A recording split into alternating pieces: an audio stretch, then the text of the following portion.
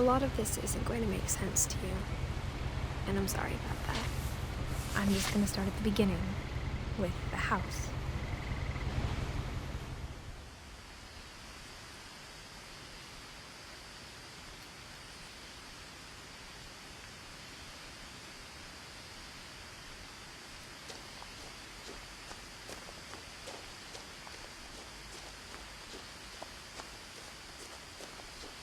I lived here until I was 11, but I wasn't allowed inside half the rooms.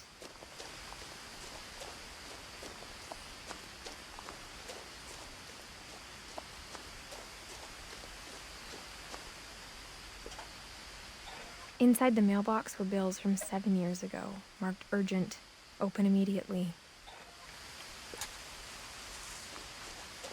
I hadn't been back since my brother Lewis's funeral.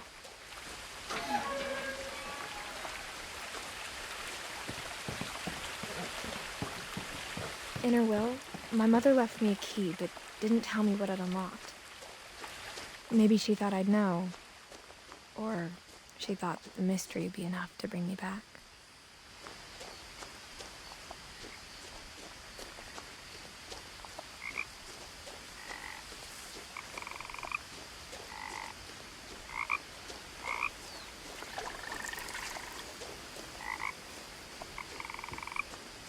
The truth is, even after I inherited the house, I never thought I'd come back to it. But now I had questions about my family that only the house knew the answers to. The woods around the house have always been uncomfortably silent, as if they're about to say something but never do.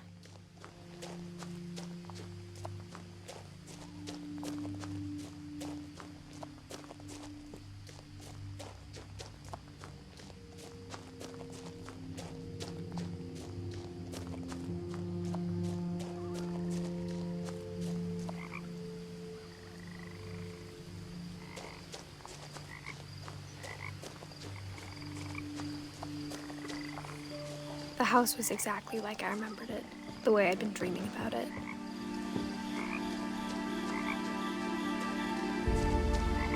As a child, the house made me uncomfortable in a way I couldn't put into words. Now, as a 17-year-old, I knew exactly what those words were. I was afraid of the house.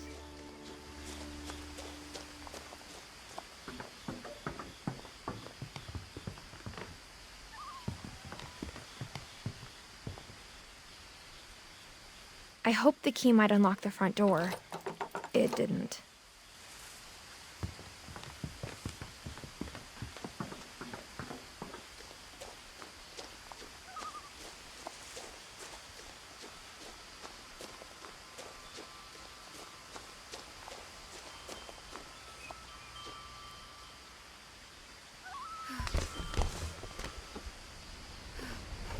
Crawling through the doggy door used to be a lot easier when I was 11.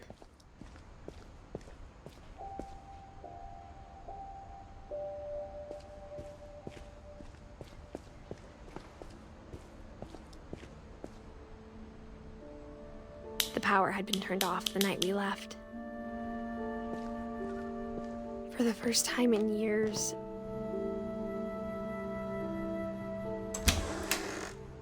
I felt like I was home.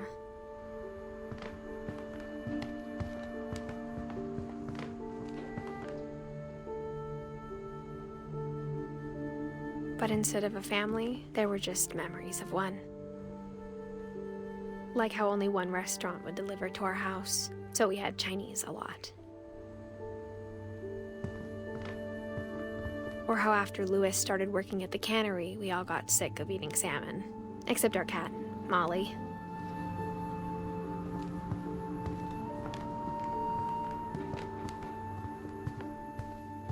The table was still a wreck from the night we left. It was like a bomb had gone off, killing everyone but sparing the furniture.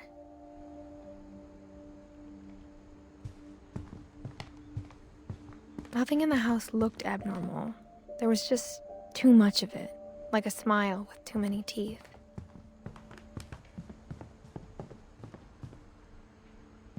Mom always told me to stay out of the basement, so I wasn't too surprised when the key didn't fit.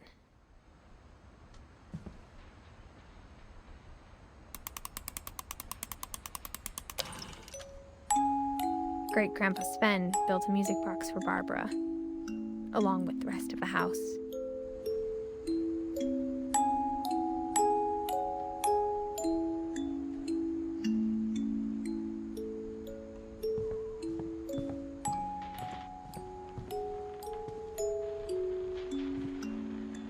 After Milton disappeared, Mom sealed up all the bedrooms. Then Edie retaliated and drilled peepholes.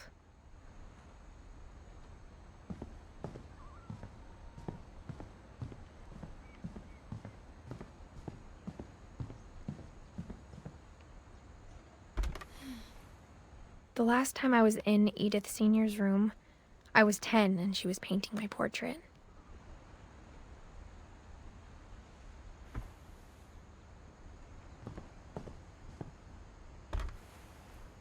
My Grandpa Sam spent 7 years sharing a room with his dead brother, Calvin.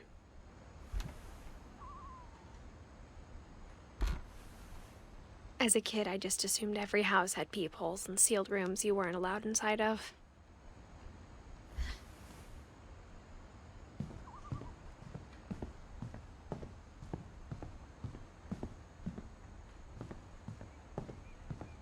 Whenever people ask me about my family, the first thing they always want to know about is Barbara.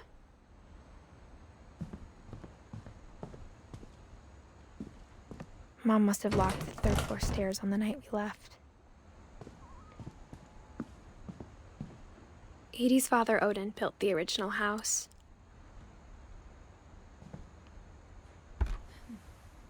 Barbara was a child star for 2 years, until America grew out of it.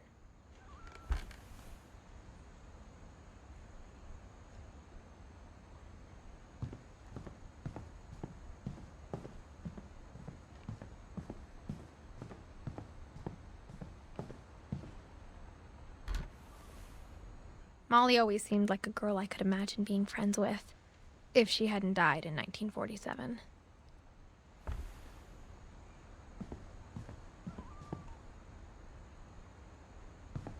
I spent a lot of time playing in Great Uncle Walter's room. I think my mom sometimes regretted not sealing it up.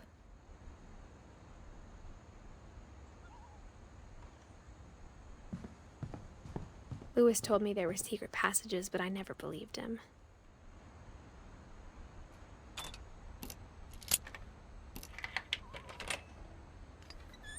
Turns out, my mom was really good at keeping secrets.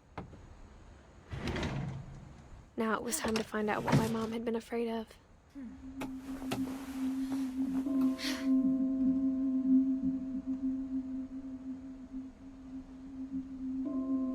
From the paintings on the wall, it was clear my brother Milton had been here before me. Reading this, maybe it sounds like I had a plan, but I had no idea what was behind that door.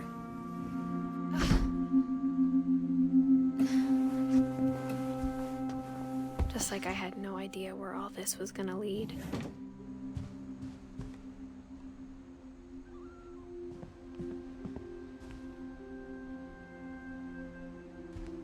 I got the sense Edie had spent a lot of time here, before my mom sealed the doors.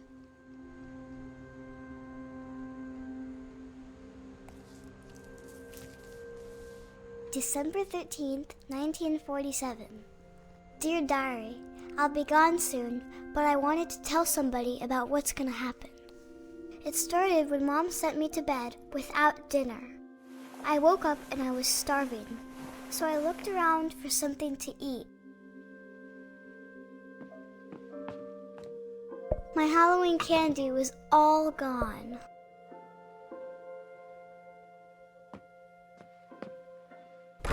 Mom, can I come out now? Sweetheart, it's late. Go to sleep. The gerbil food was dry, but I didn't mind it.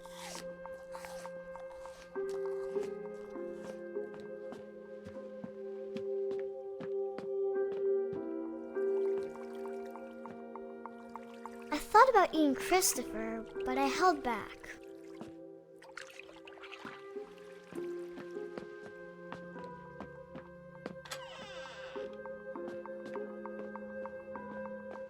I ate a lot of things that night.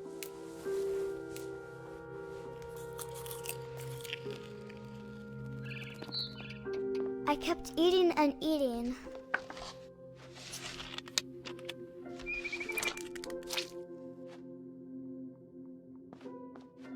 Then I heard chirping outside my window. It was a barn swallow going back to her nest. I reached out for her.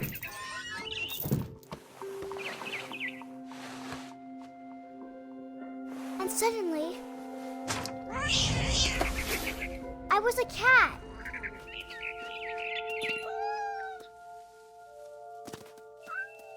I tried to be quiet, but the bird was really scared.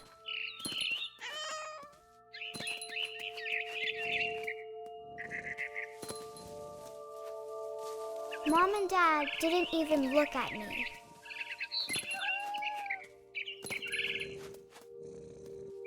I jumped and I almost got her.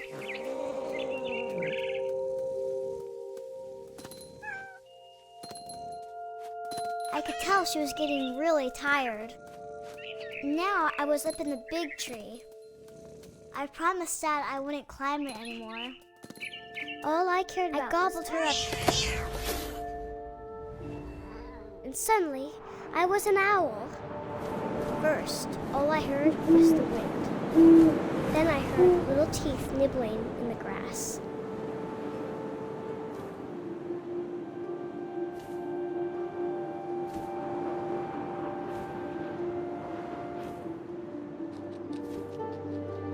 Rabbits.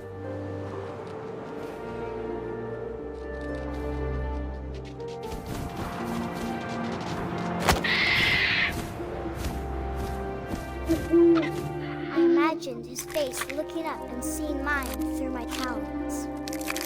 I swallowed him up, and I didn't chew one bit. Then I flew off to find something bigger.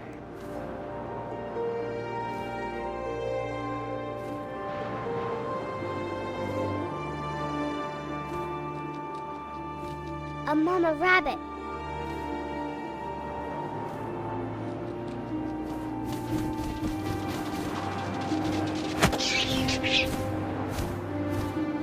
She was almost too big to carry. I started choking, but I couldn't stop eating. And suddenly, I was a shark.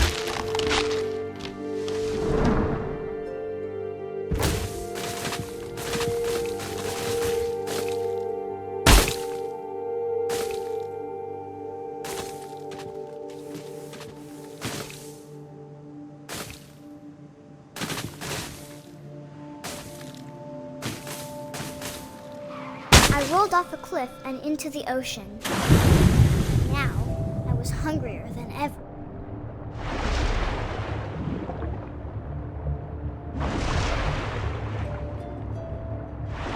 I wanted fat, juicy seals.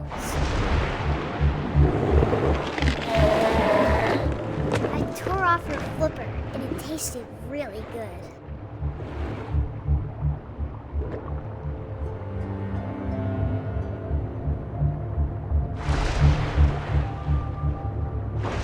Grabbed on tight.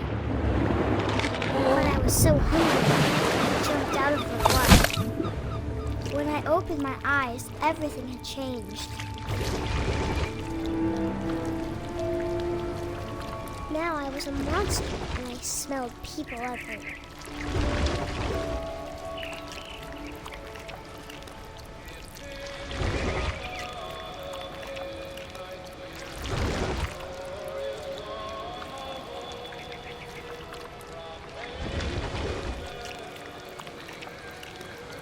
I was big, but I moved real quiet.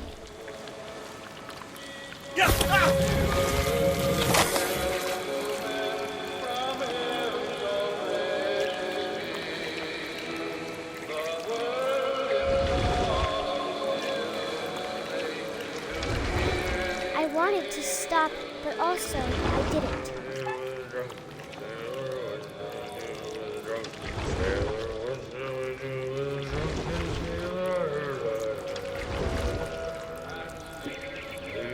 Belly with a rusty razor. After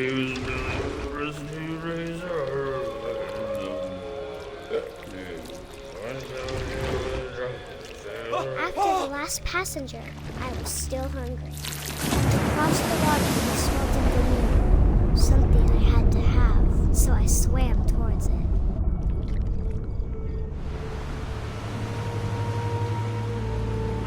I slithered onto the sand, and the good smell went into an old pipe.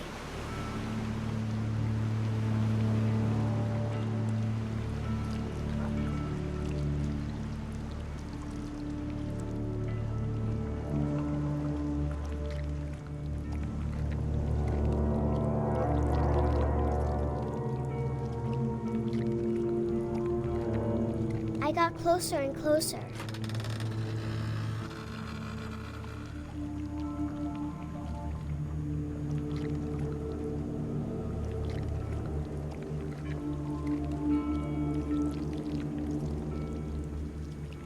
All my stomach started growling. And suddenly, I was me again. I held my breath for a long time, but I couldn't hear anything. I think it's waiting for me to fall asleep. But it's not going to wait much longer. It needs to feed, and we both know I will be delicious.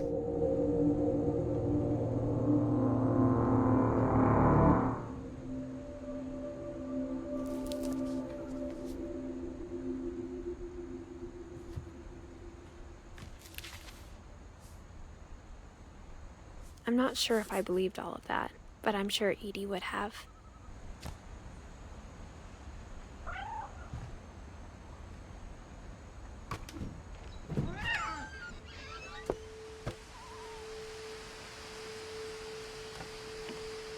This will be obvious later, but my mom never told me any of these stories. Edie would have, but Mom didn't like bringing up the past. Though, when we adopted a stray kitten, she was the one who named it Molly. I spent a lot of time in Great-Grandma Edie's room. We got along, and it was a good place to hide from my mom. Edie gave a big interview about a mole man living under the Finch house. My mom was furious. I hadn't thought of myself as Edith Jr. for a long, long time.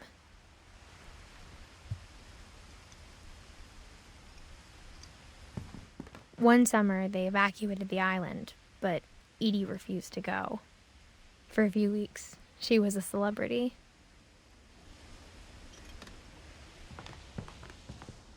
Even in her 90s, sometimes Edie seemed a lot younger than my mother.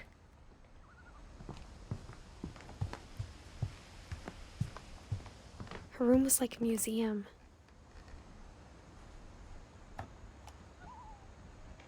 For 500 years, the Finches have been famous throughout Norway for their fortune and misfortune. Odin Finch buries the latest victims of the family curse, his wife Ingeborg and their newborn son, Johan. On January 7th, 1937, he set sail with his family and his house, hoping to leave the curse behind.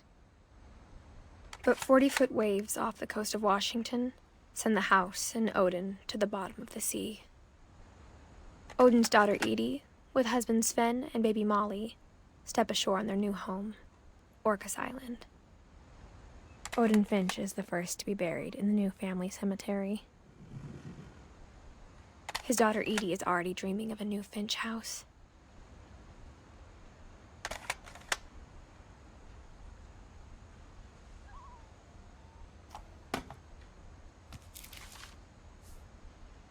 Whatever's wrong with this family, it goes back a long ways.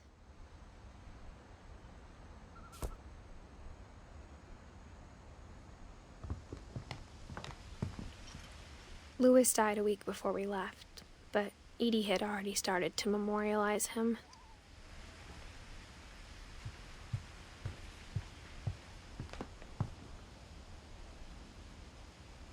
When Edie told people Sven was killed by a dragon, She could also have said he was building a dragon-shaped slide that collapsed.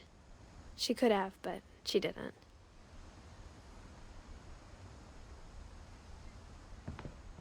The only trace Grandpa Sam's first wife, Kay, left on the house was the pink bathroom. It was a pretty big trace.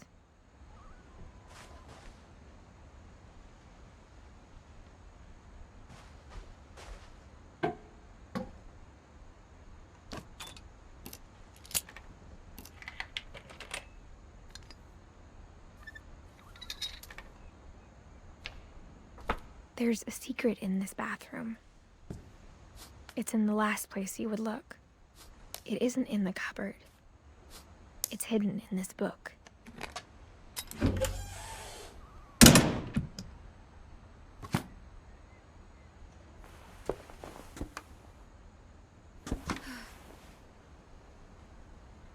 Sven gave Sam an old camera he'd refurbished. He never put it down.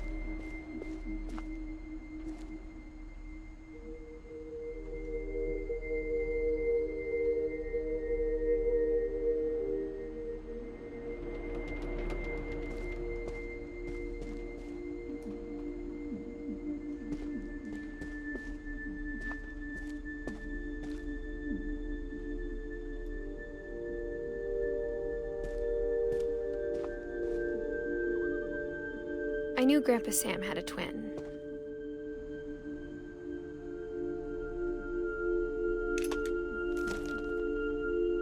And that he never talked about him. I guess my grandpa didn't like history any more than my mom did.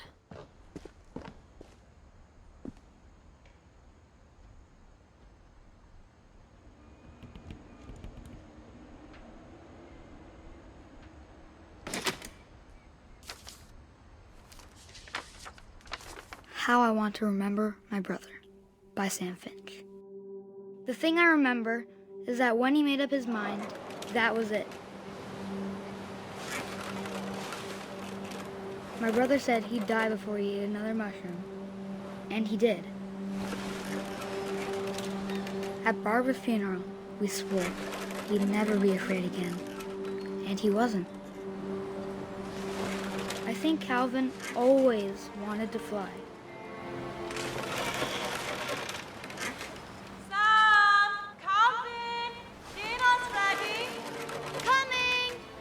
But that day, he finally made up his mind to do it. I told him going around was impossible. Maybe if I hadn't said that. Calvin, I'm not gonna tell you again. Maybe if the wind hadn't picked up. Then maybe he'd still be here. But I doubt it. I think he'd already made up his mind. That's what I want to remember about my brother.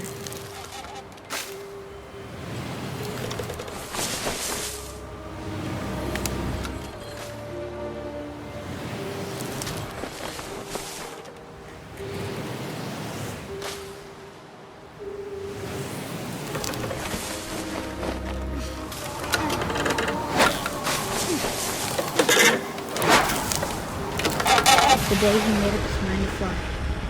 And he did.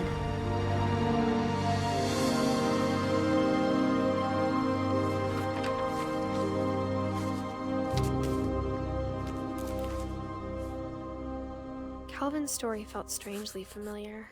When I was younger, I remember trying to do the exact same thing.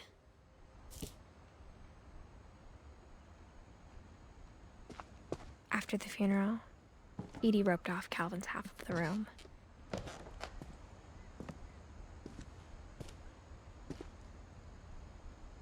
Mom said Grandpa Sam enlisted at 18 and never set foot in the room again.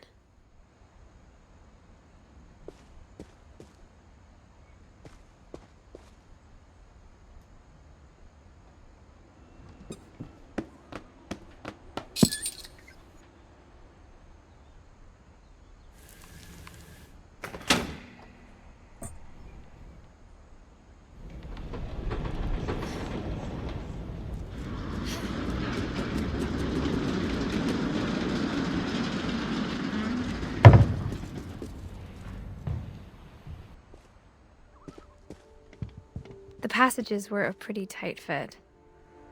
They'd obviously been built for smaller hands and bellies.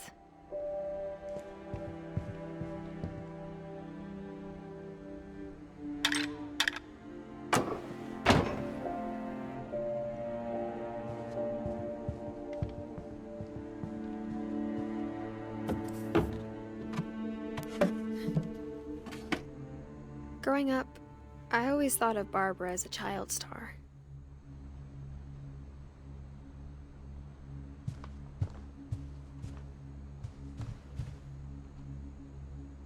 I never thought about how hard it must have been for her afterwards.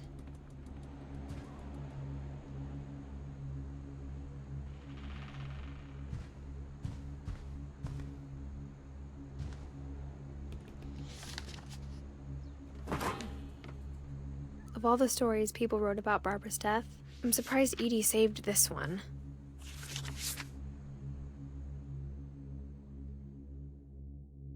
Old Jack here with another ghastly tale inspired by America's most unfortunate family. I'm calling it The Surprise Ending of Barbara Finch. As a child star, Barbara was famous for her scream. Now at 16, she was all washed up. A has-been. But in a lucky break, she'd been asked to perform her signature scream at a local convention for monster movie fans. It was just the boost her career needed.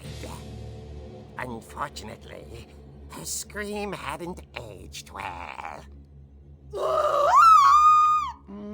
Getting better. I think you just need the right motivation. Her biggest fan and current boyfriend, Rick, was about to demonstrate when... Now that was a great scream. It was Barbara's father, Sven. He'd slipped into a table saw and had to be rushed to the emergency room.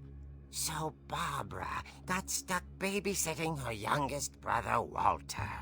Her convention comeback was cancelled. Okay, I'm hearing frustration, but I'm not hearing terror. What if I tried... A gang of hoodlums in Halloween masks have been terrorizing Orcas Island tonight. Police are urging residents to... That came from the basement. You're right! Also, I loved your delivery on that. Why is your basement door locked? Because my dad likes making puzzles and secret passages. There's a key hidden in the music box. The secret is to keep winding and winding until finally the key pops out. Thanks, babe. I'll be back in a sec. 20 minutes later, Rick hadn't returned. So Barbara went to look for him, right on cue. She reached for the music box. And as she wound the key, she listened for Rick, but the house was silent.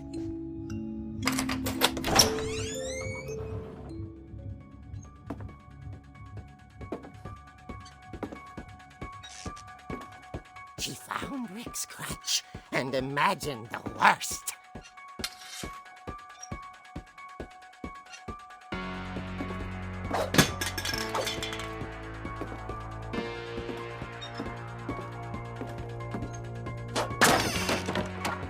The gang's leader is the infamous Hookman killer, Dr. Carl Hamill, who impaled and then ate his family 10 years ago tonight.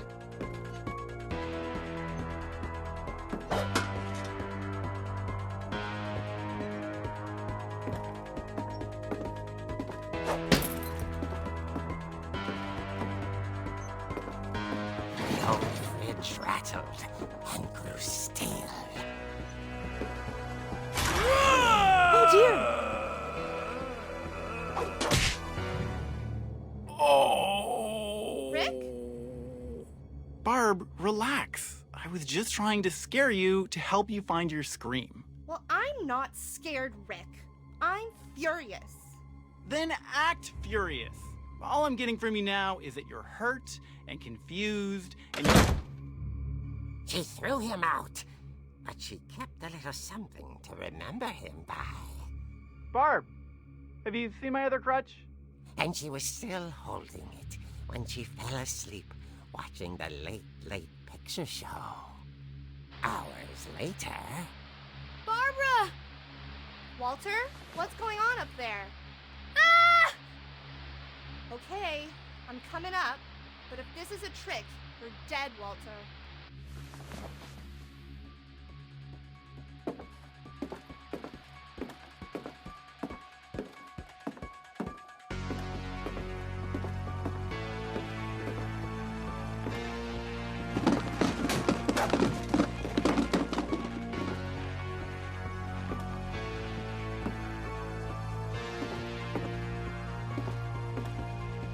Walter, are you there? Walter had vanished, but his bedside radio was still on. Orcas Island police describe the man as 6 feet tall, with a steel hook for a hand. Residents are urged to lock all doors and windows and notify the police of any suspicious activity.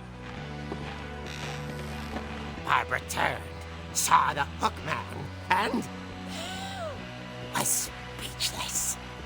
He was quite smashing.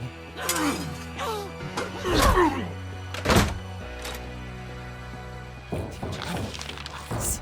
He couldn't get enough of Barbara. Okay, Barbara, there's gotta be another way out of here.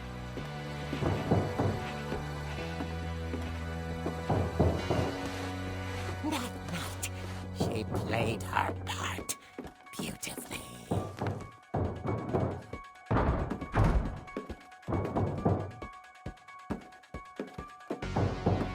Molly's door hadn't been opened in years. The hinges groaned.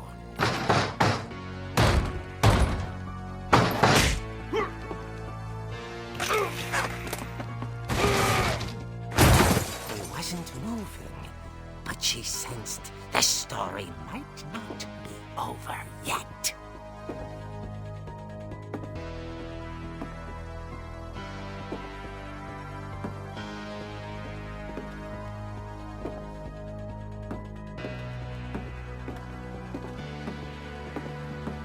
The hookman had vanished. She listened for his breathing, but all she heard was...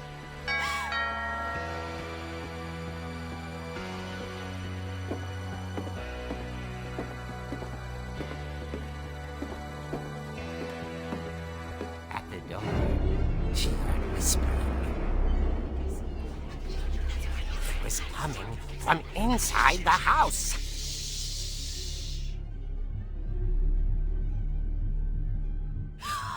Oh dear. The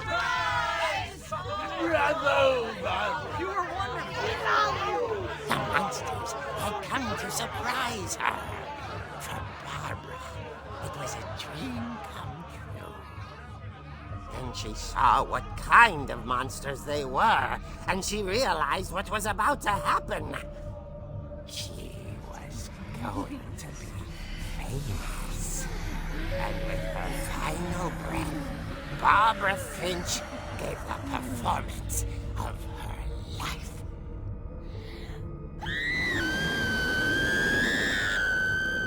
I wasn't there myself, but I hear Barbara was magnificent. Poor girl. She had a taste for stardom. But unfortunately, so did her fans. Of course, the police blamed it all on poor Rick, who disappeared the same night. And little Walter? Hiding under his bed the whole time. He took it all pretty hard, but that's another story. As for Barbara, tucked inside the music box was all they ever found of her. Her ear. Now that's what I call a real eerie tale.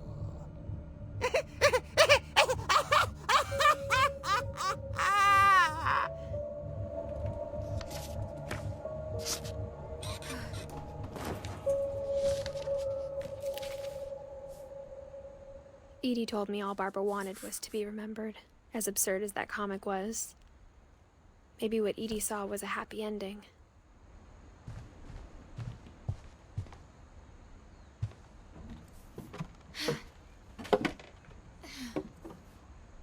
I guess now I know why Mom didn't like me playing with the music box.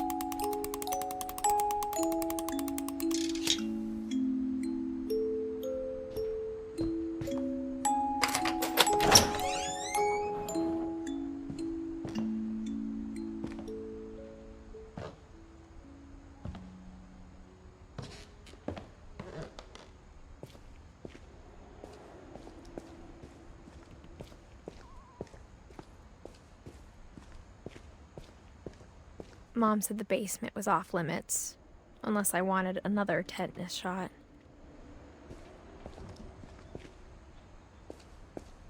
I saw Edie sneak down to the basement once, carrying packages. I thought maybe she was hiding presents.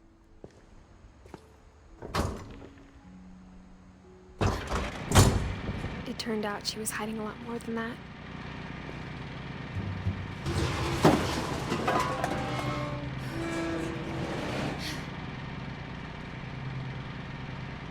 I remember asking Mom once about where Walter had gone.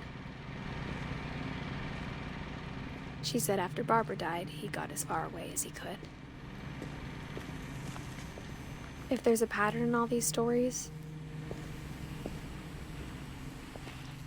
I think it's that none of us has gotten very far.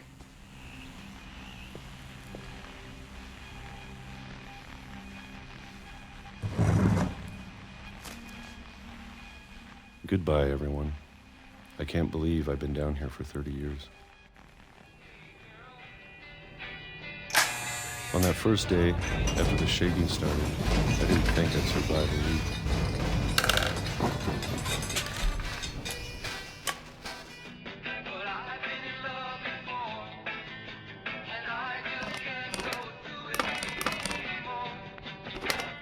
But after a few days, I settled into a routine. That's what kept me sane. Having a schedule, living for today. I always expected to be dead tomorrow. But if you wait long enough, you get used to anything.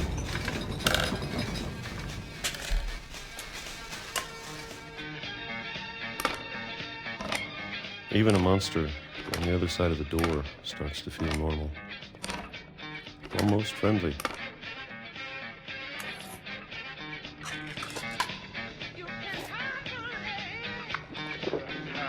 And then one day, everything just stopped. Whatever that thing was, it was gone. Maybe it got tired of waiting. Or maybe I just got tired of being afraid.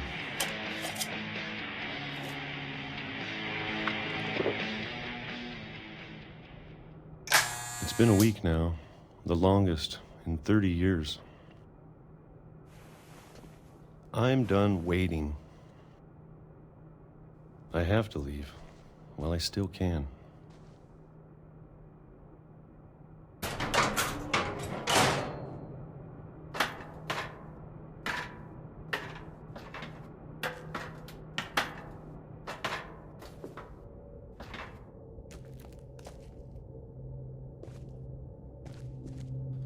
it's out there somewhere. Whatever killed Barbara and Molly and Calvin. Maybe this is all a mistake. But I need to stop living the same day, even if it kills me.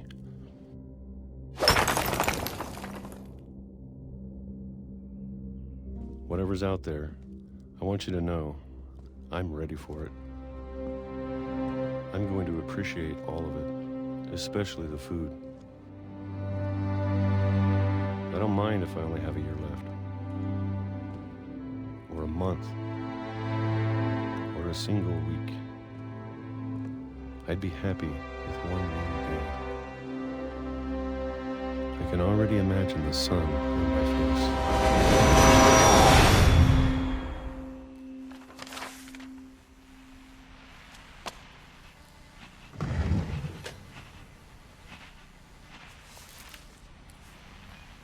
Walter died when I was 6.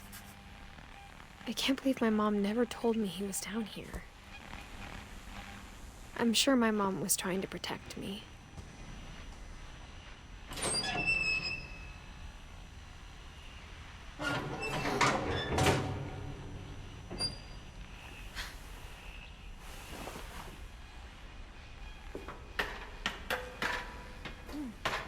Maybe she was afraid I'd end up like Walter. But if she never told me about an uncle under the house, I can only imagine what else she was hiding. I don't want to make the same mistakes she made. Trying to bury something that's still alive.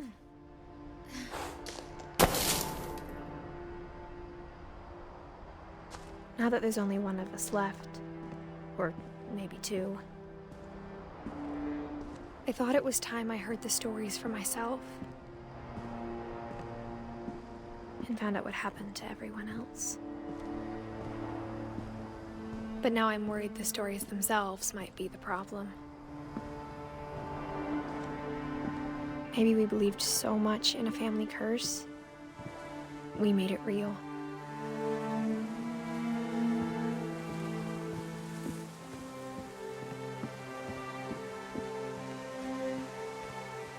I don't know if I should even be writing this.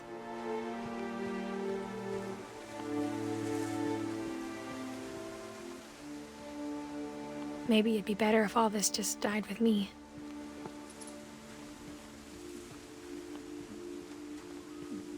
But I thought you should know about your family.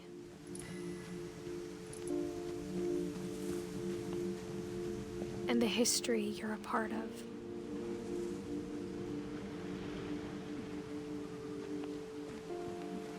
Though to be honest, I feel as lost as you probably do right now.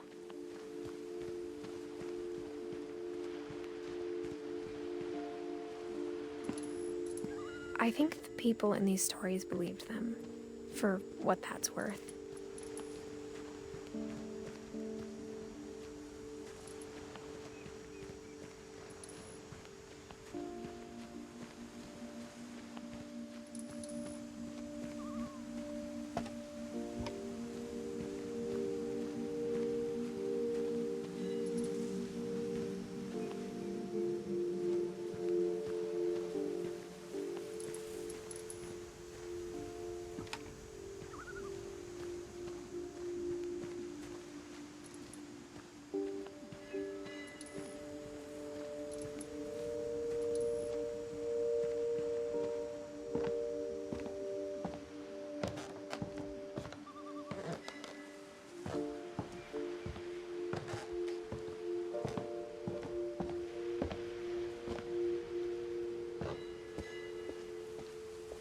And when you look at the house, that history of imagination and stubbornness and madness, any of it seems possible.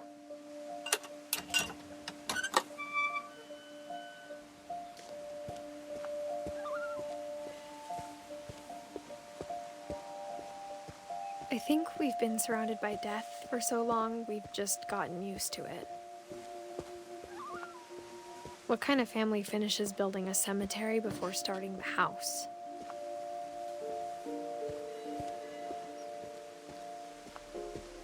It's embarrassing for me to admit this, but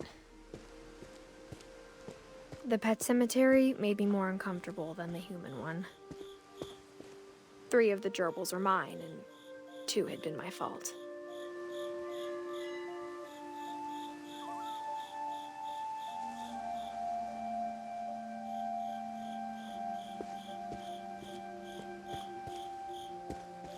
Sven built the house, but it was Edie who designed the cemetery.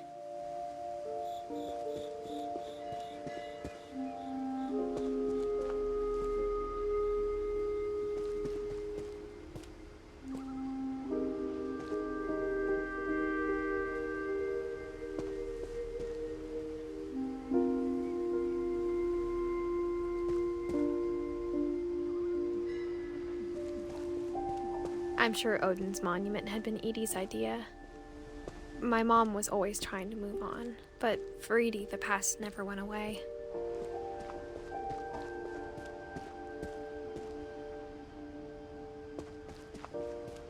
She could see it poking out of the water at low tide.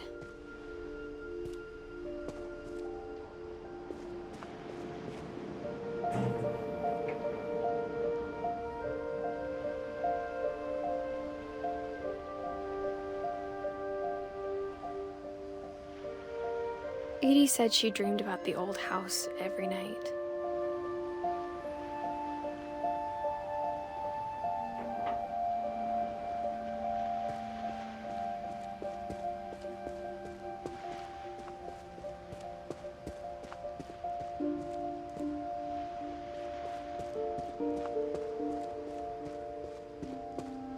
Edie's side was always easier for me to understand. But the older I get, the more I can see where my mom was coming from. Her dad had been pretty strict, but it wasn't enough to save her brothers. She was just trying to do better.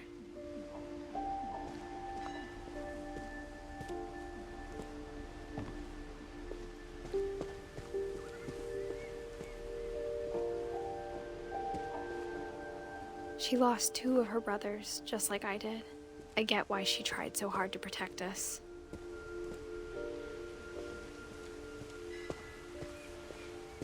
There's so many things I wish I could ask my mom now. Part of me thinks this is what she wanted all along. For me to come back someday and find everything out for myself.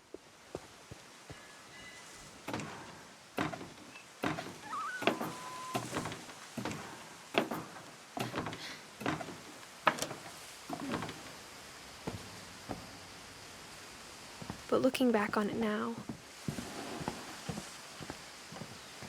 if she told me there was going to be so much climbing, I never would have come when I was 22 weeks pregnant.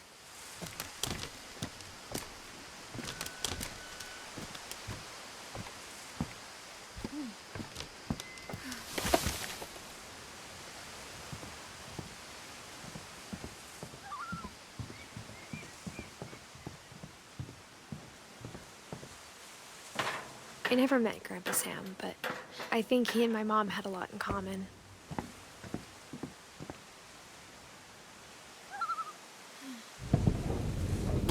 They were both pretty intense.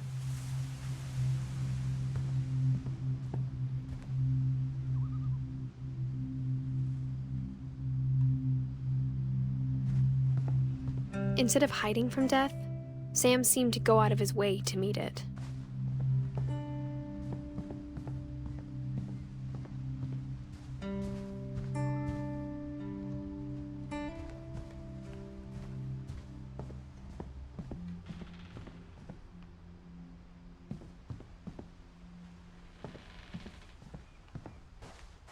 Sam spent his life shooting photos, but Mom said he got nervous being in front of the camera.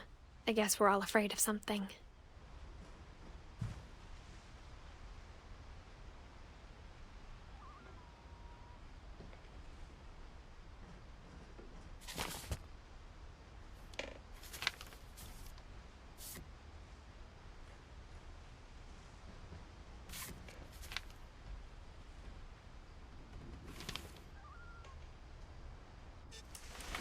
Dawn, I promise, you'll never forget this weekend.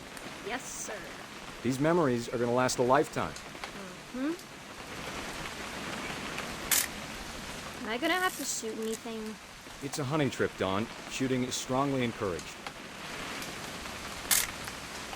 Not quite.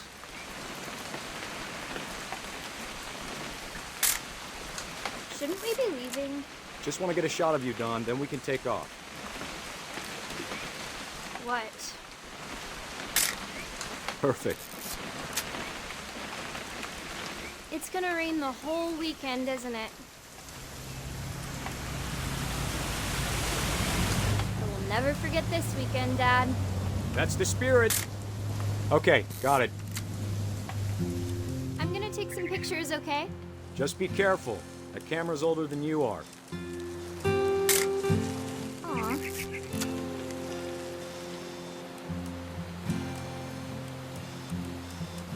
Definitely should not have drunk all that coffee. Hey! That's a keeper. I'm just saying, I'm not always gonna be here, Dawn. You'll need to remember this stuff, if you want to survive. I'll be fine, Dad. You know who else thought he was gonna be fine? Some guy who died. Dawn, I'm being serious. I know, Dad. You're always serious. Doesn't being out here make you want to chill out? To tell you the truth, I haven't been out here in 20 years. Dawn, don't you think you could find something more interesting to photograph? Last time I was with my brother Calvin. Man, that was a great trip. Your grandpa Sven taught us how to fish, how to build a fire. Dad! Good eyes, Dawn.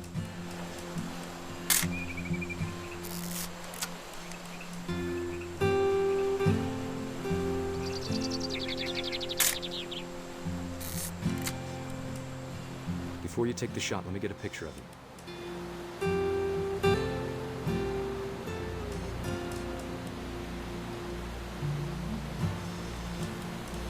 Dad, I...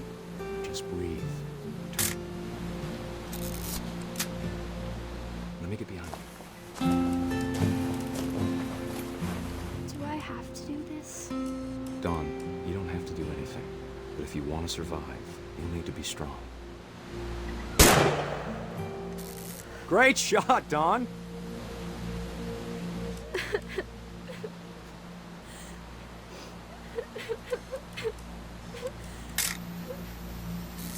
I'm proud of you, Dawn. Always remember that, okay?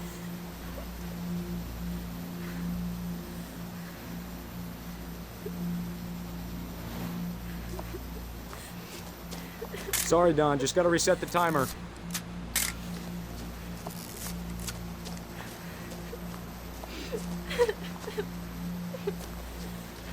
Dad, it's twitching.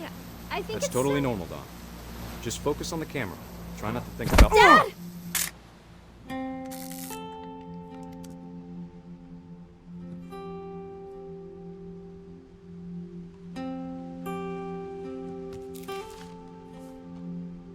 Of all these stories, that's the one I wish most that my mom had told me.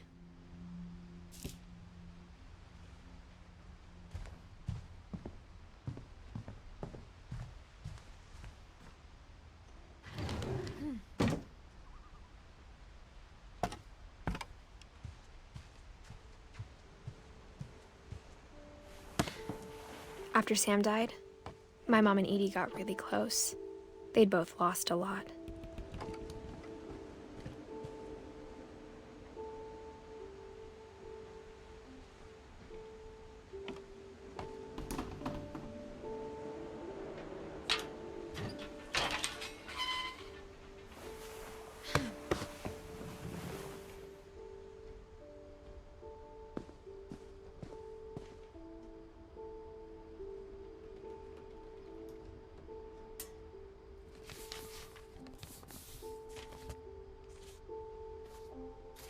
Dear Kay, do you remember the way Gregory used to laugh when he thought he was alone? Like something funny was happening, but only he could see it.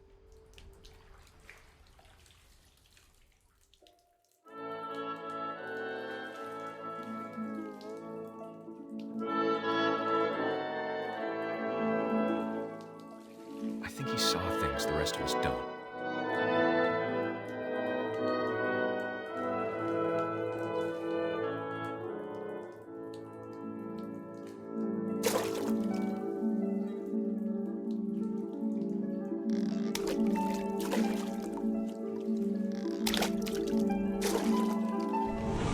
Over, Gregory. It's time to...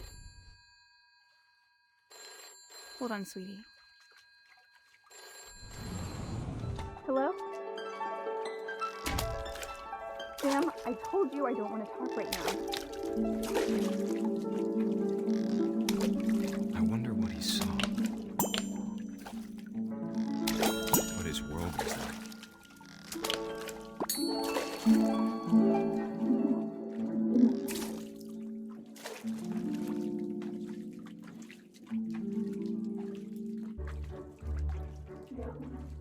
He reminded me so much of Calvin. Lost in his imagination. Whatever it was he saw, it sure made him happy.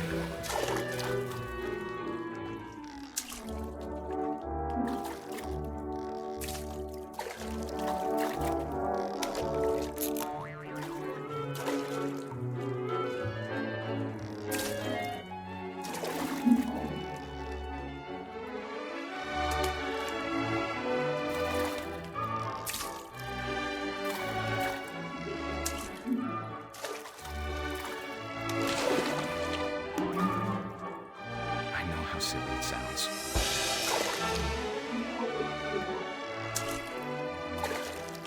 That I worried about a baby being too happy. But I could feel him slipping away. Sorry about that, Gregory. I know you did everything you could. Maybe if I hadn't called that night. Damn it. Hold on, I don't want... I wish he could have told us about the world he saw.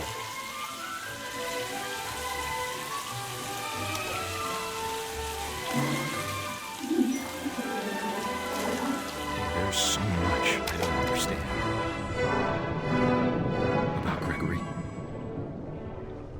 about everything.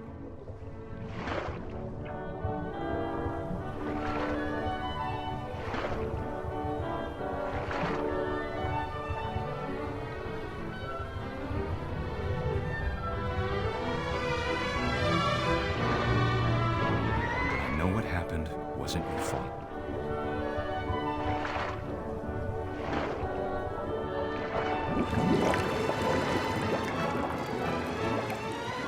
I'm sure he's happy. And he'd want you to be happy too. Good luck, Kay. Love, Sam.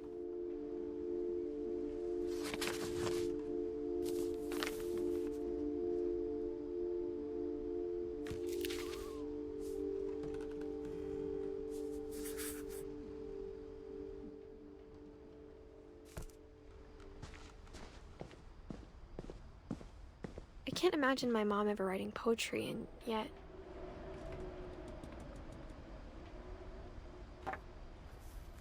A poem for Gus, who always said the wedding was a bad idea. Our father never hit us kids, at least not very hard, before the day my brother said with teenage disregard that he'd be dead before he'd see a wedding in our yard.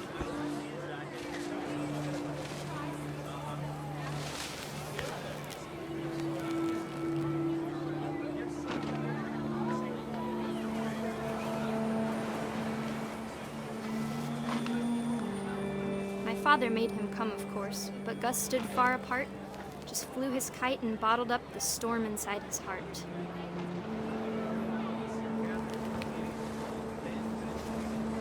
I tried to talk him out of it, but though he'd never met her, we don't need a stepmom, were the words that I now pronounce you husband and wife. You may kiss the bride.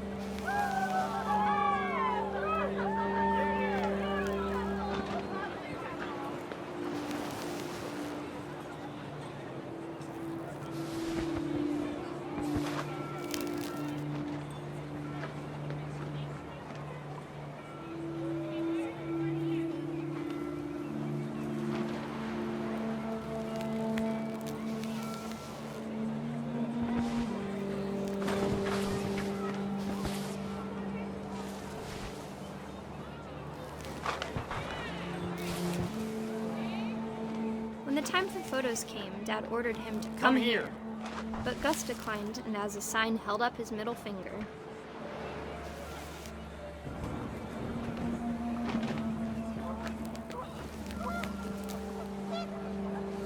The wind picked up and panicked geese appeared and quickly went. But all the humans did that day was go inside the tent.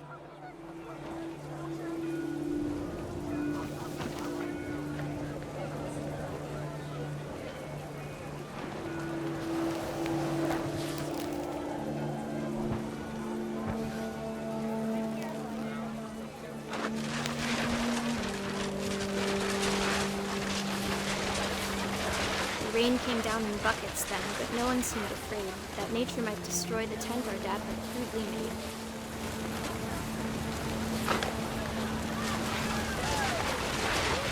The thunder sounded much too close and full of angry power, but all my father said to this was, "Make the music louder."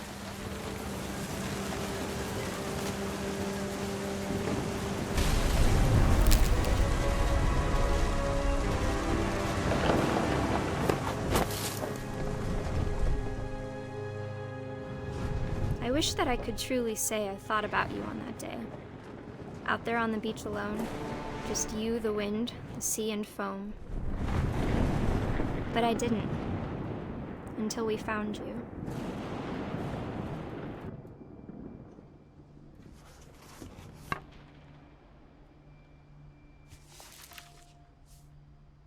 She never talked about him, but Mom told me once if I was a boy, they were going to name me Gus.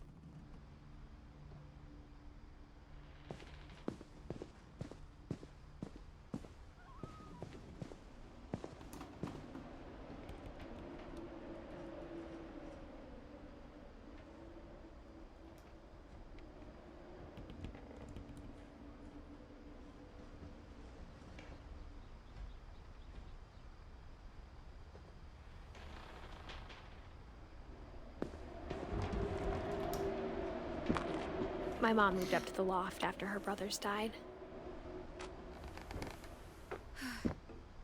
At the time, it was as far away as she could get.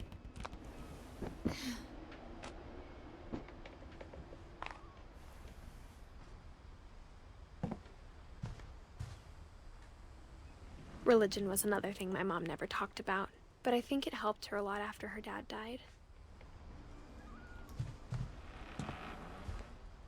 She spent a summer building houses in Calcutta, where she met my dad, Sanjay.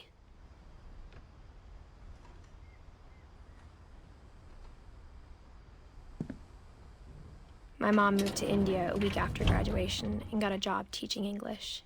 Louis was born a year later.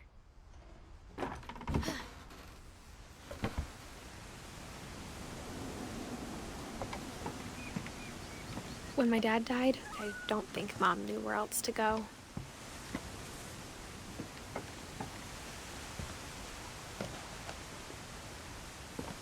I'm sure Edie was happy to have her back.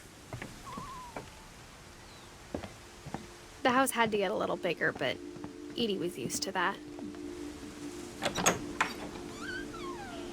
And for a while, things were good. Almost normal, but it didn't last.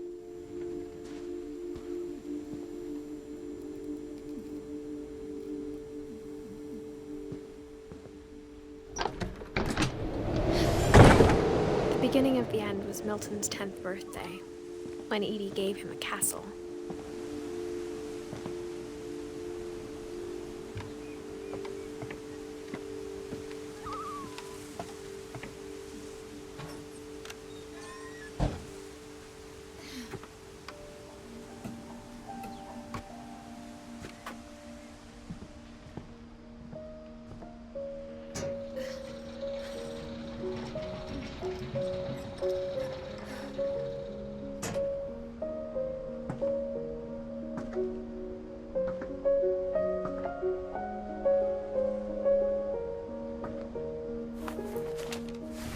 Milton Finch in The Magic Paintbrush.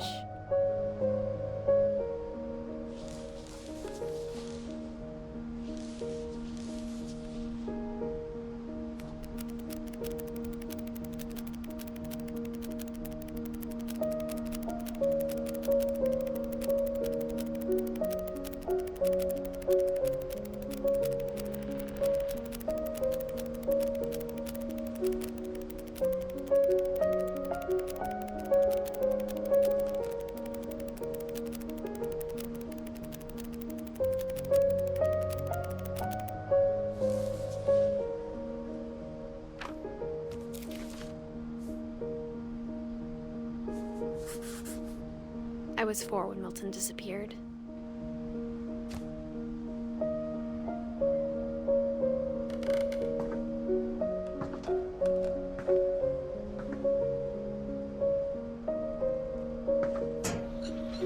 Mom spent months searching for my brother. Then she sealed the doors.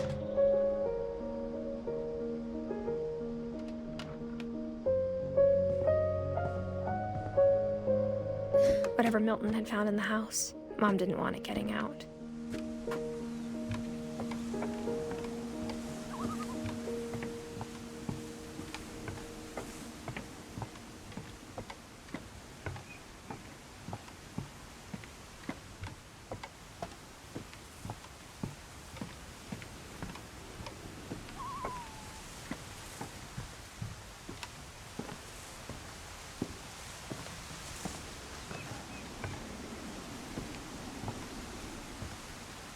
Mom definitely blamed Edie, but I think Louis blamed himself. After he graduated, he just spent more and more time in his room, until Mom got him a job at the cannery.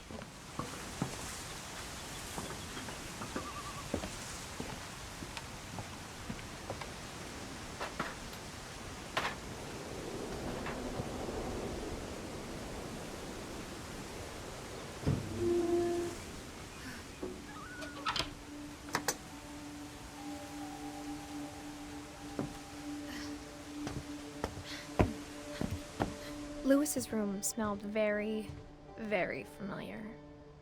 That part of him lived on. Louis and I spent a lot of time playing games together, but he was surprisingly bad at them. He died a lot.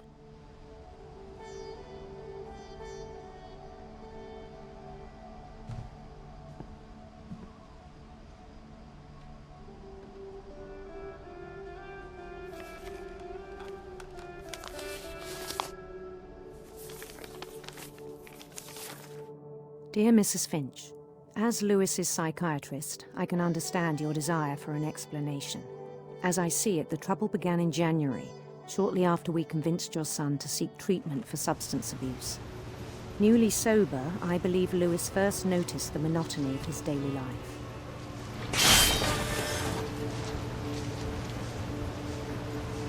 He kept working at the cannery, but he withdrew part of himself.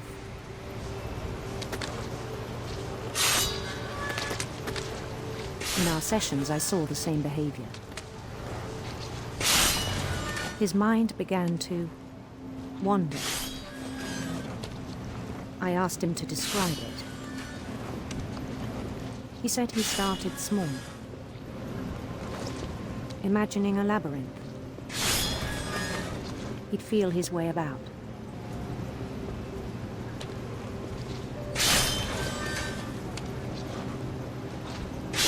Then something moved. Bats. And toads.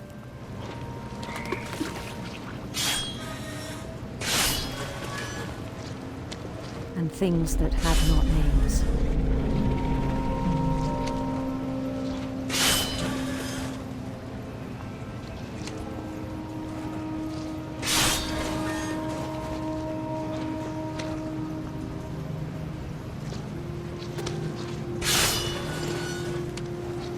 He knew it was all in his head.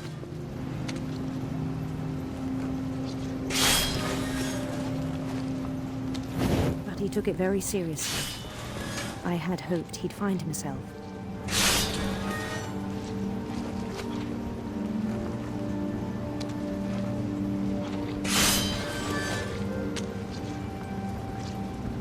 But he found something more. I worried about him then.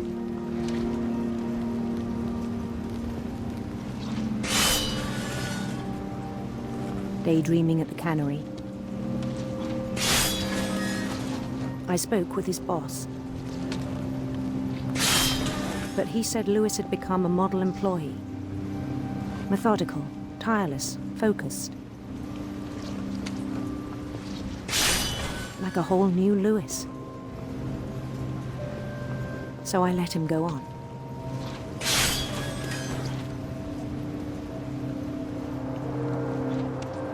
even encouraged him. It seemed very promising at first. He told me he'd made a new friend.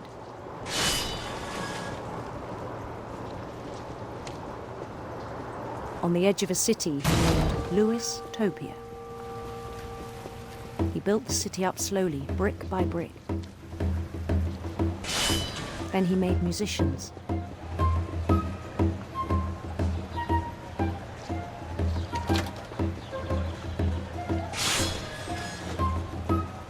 And songs for them to play.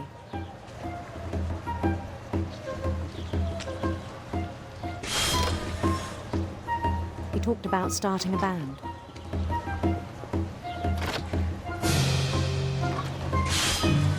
And he was always humming something. Every day his imagination grew stronger.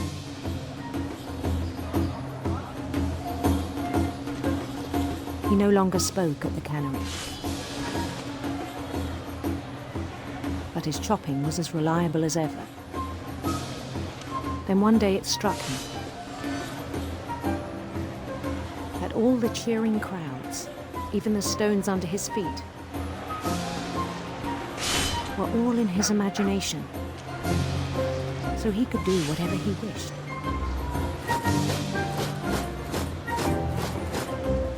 He held an election for mayor. And he won. They begged him to stay, but his mind was already wandering. It became a game for him.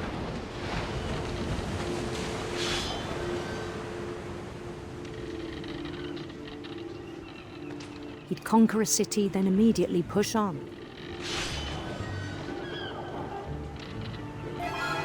New Louisville.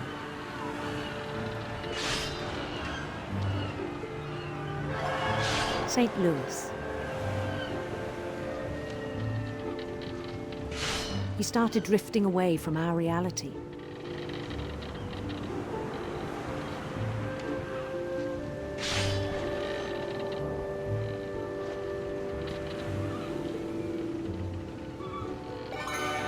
Minneapolis, until one day he forgot to go home from the cannery.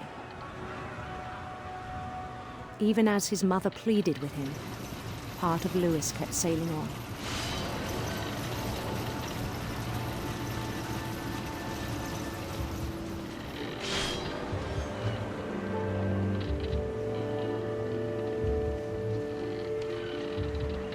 In Louisburg, he heard rumors of a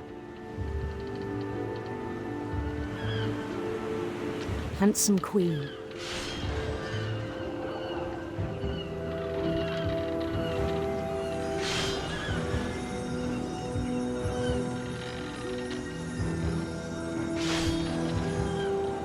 The queen was on her own quest for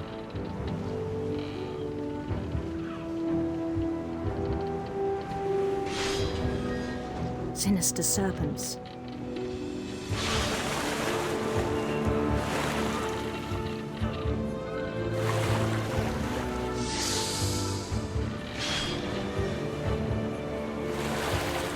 He followed the sound of her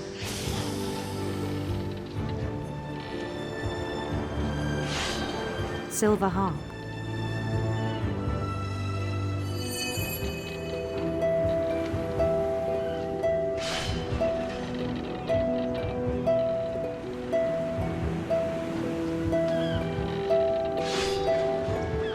His chase led him to a golden palace east of the sun and west of the moon. Even then, his logic remained sound.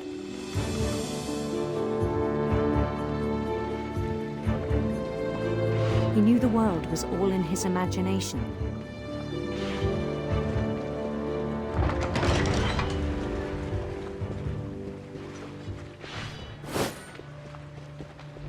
But he was so proud of having created it.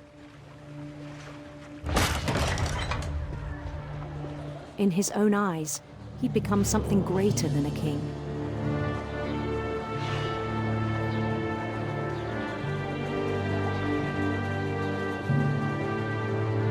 someone who'd never known success in the real world, I think it was overwhelming. And then it struck him that the real Lewis was not the one chopping salmon, but the one climbing the steps of a golden palace.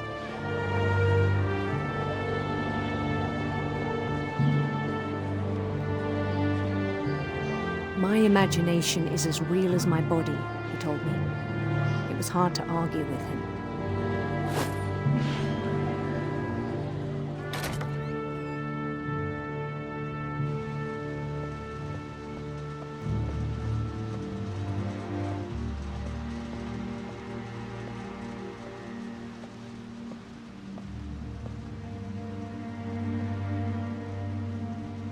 He began to forget the world we know.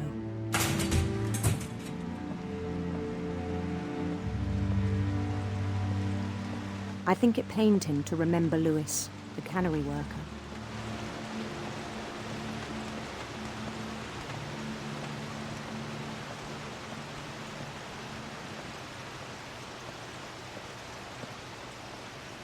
He began to despise the man with a royal contempt.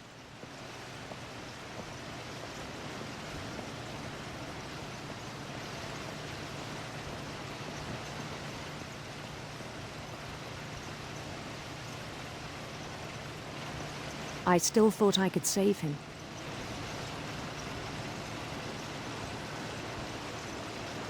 Even after he said he was being crowned king over all the lands of wonder.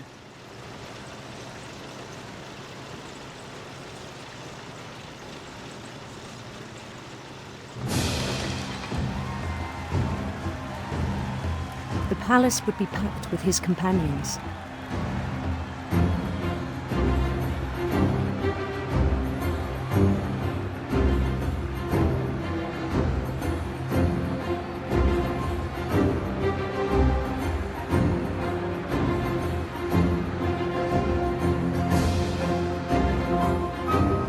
Including the wise Calico who had insisted on inviting him.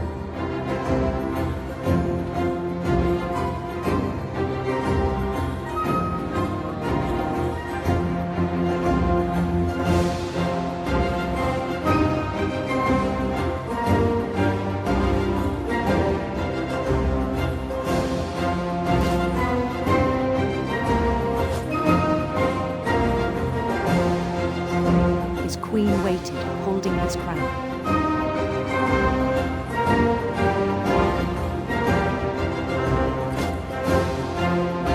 There was only one thing left to do.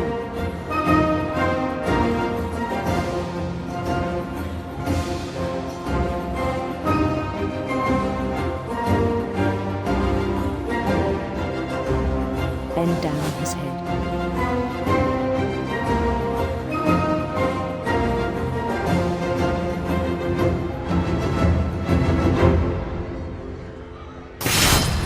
The rest I think you know.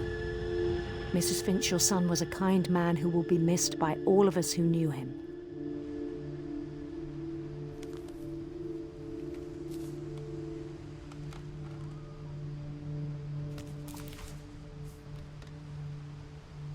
My brother was really cool. I wish you could have met him.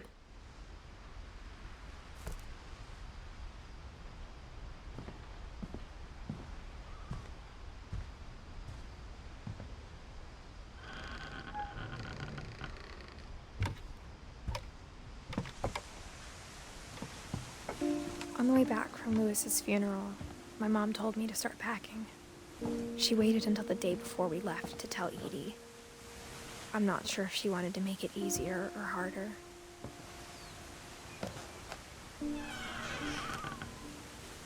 I wish we'd stayed. But I understand why we left. My mom ended up leaving everything behind. What happened that night had been coming for a long time. Maybe it should have come sooner.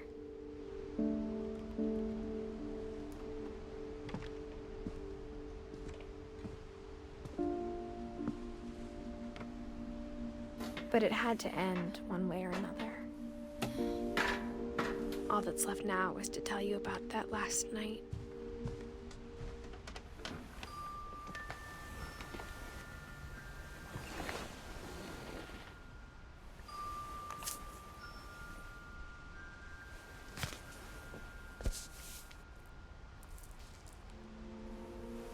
whole last day, Edie just watched us pack and didn't say a word.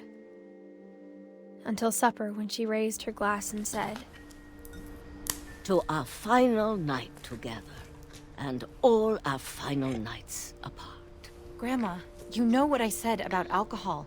Some of your medications are very Edith, specific. I left a present for you in the hallway. Why don't you go open it? The grown-ups have to argue now. I'm sorry, you're right.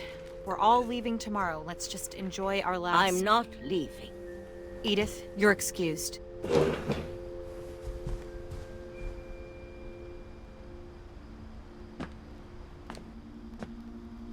The power had been shut off that morning, but Edie always had plenty of candles. When my mom sealed the library, I don't think she knew about the other entrance. Or that Edie had a key to it.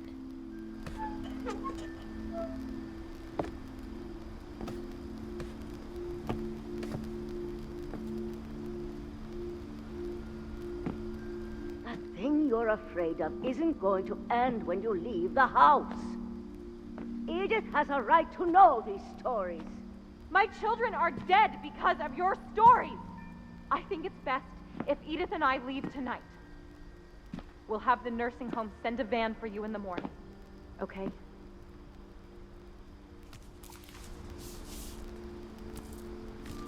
Dear Edith, there's so many stories I wish I could tell you, but there's only time for one. This is about what happened on the night you were born. That night, the tide went way, way out. It was the first and last time I ever saw the old house aground. There'd been an earthquake out in the middle of the ocean. They called it the lowest tide in 1,000 years. God, it smelled awful. You know, I've seen that house every day of my life.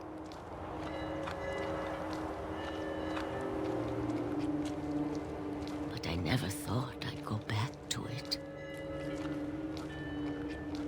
When the fog rolled in, I lost my way.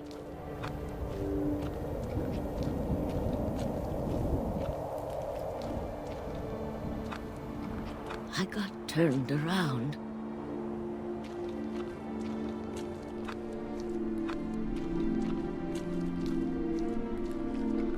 I started seeing things.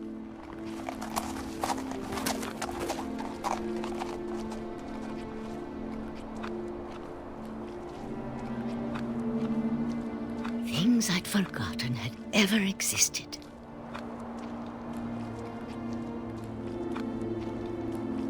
But when I saw them, they felt like old friends. That night, a lot of things came back to me. Or maybe I came back to them.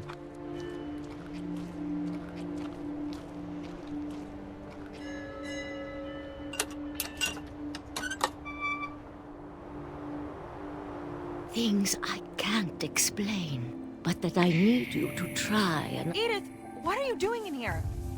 It's mine. Edith! Mom, you're gonna rip it! Let go!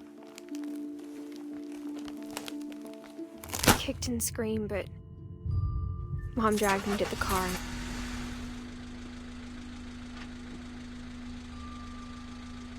I never saw Great-Grandma Edie again. The next morning, the van came to pick her up, but she was already gone.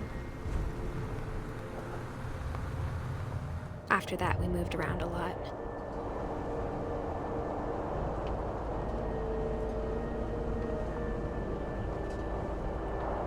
We both tried to make the best of it.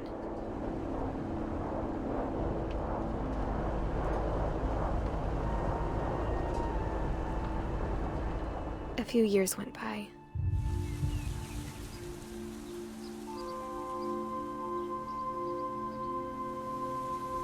My mom didn't like to talk about it, but she started getting sick a lot. The rest happened pretty quickly.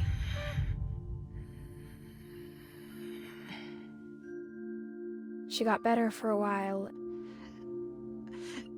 and then she didn't. And then I was alone.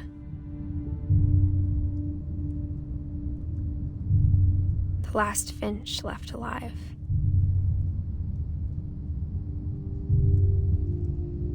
Until I found out about you. I'm still not sure what to tell you about all this. If we lived forever, maybe we'd have time to understand things. But as it is, I think the best we can do is try to open our eyes. And appreciate how strange and brief all of this is.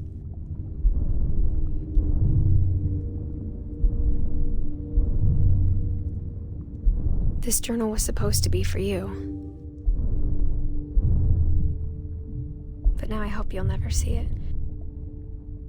I just want to meet you and tell you all these stories myself.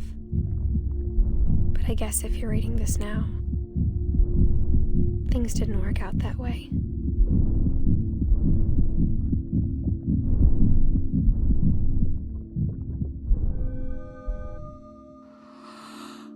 This is where your story begins. I'm sorry I won't be there to see it. It's a lot to ask, but I don't want you to be sad that I'm gone. I want you to be amazed that any of us ever had a chance to be here at all. Good luck.